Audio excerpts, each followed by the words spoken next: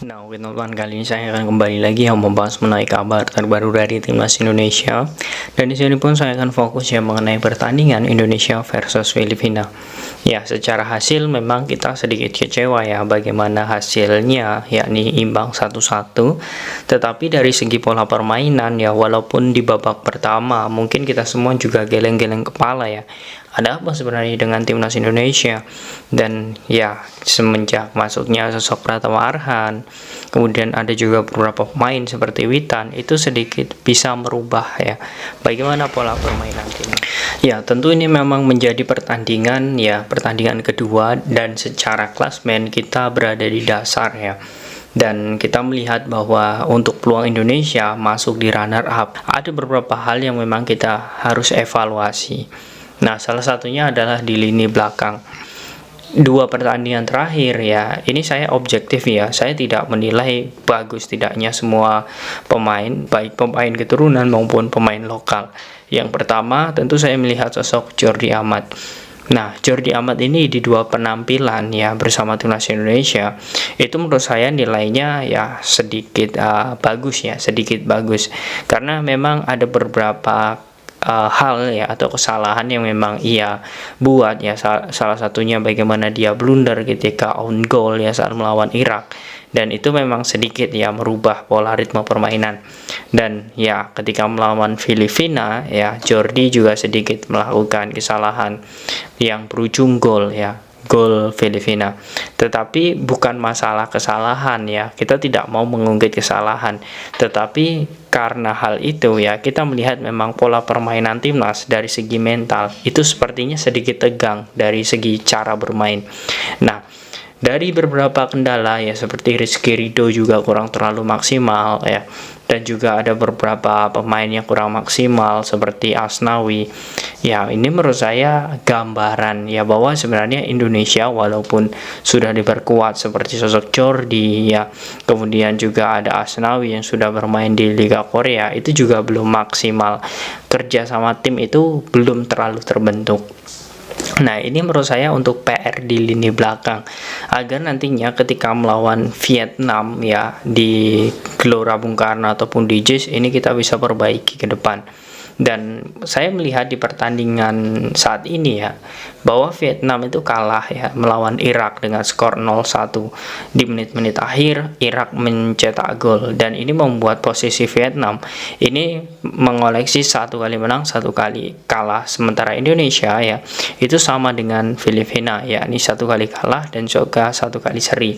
Secara ranking ya kita di peringkat bawah ya, di peringkat bawah dasar klasmen, tetapi kita bisa untuk menjadi bisa dibilang runner up nantinya jika kita bisa melibas Vietnam 2 leg ya. Ini bisa kita doakan saja, kemudian kita bisa mengalahkan bersih Filipina di GBK, kemudian juga bisa mengalahkan Irak di GBK nanti atau di Indonesia. Ya, itu bisa saja kita kalau hitung-hitungan seperti itu.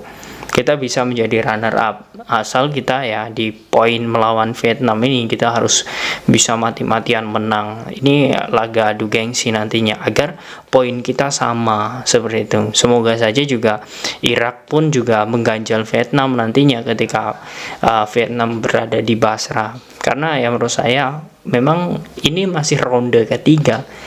Ya, ronde ketiga saya di 2 laga ya. Saya melihat di ronde ketiga saja di 2 laga Indonesia masih terpincang-pincang ya.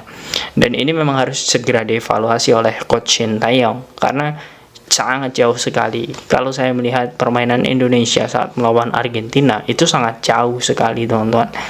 Bagaimana kerapatan Elkan Bagot, Jordi Amat, kemudian beberapa pemain lain itu ya, saya memang belum terlalu melihat mengenai bagaimana adu poin nantinya, dan juga bagaimana di lini belakang kita. Oke, kita sudah beres ya untuk membahas lini belakang ya. Semoga saja untuk ke depan ini bisa dievaluasi. Kemudian di lini tengah, memang di pertandingan ini ya kita ketahui bahwa sosok Mark Klok ini tidak bermain. Ya, faktornya mungkin ada beberapa. Yang pertama tentu skema, kemudian taktik, kemudian juga fisik dan sebagainya. Kita ketahui Mark Klok juga belum terlalu maksimal ketika melawan Irak ya.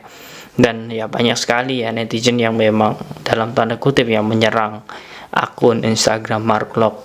Dan kita melihat bahwa di lini tengah pun Indonesia hanya mengandalkan, ya menurut saya ya, karena tidak adanya Mark Klok di sini, hanya mengandalkan sosok Ricky Kambuaya dan juga Rahmat Irianto yang memang berposisi sebagai pemain ini tonton tengah, dan Sintayong mencoba sosok Sandy Walsh yang digeser ke tengah. Sementara kalau saya melihat ya permainan Sandy Walsh ketika di posisi gelandang itu sangat jauh sekali tonton, dan kita melihat saja bahwa di menit 30 dia diganti.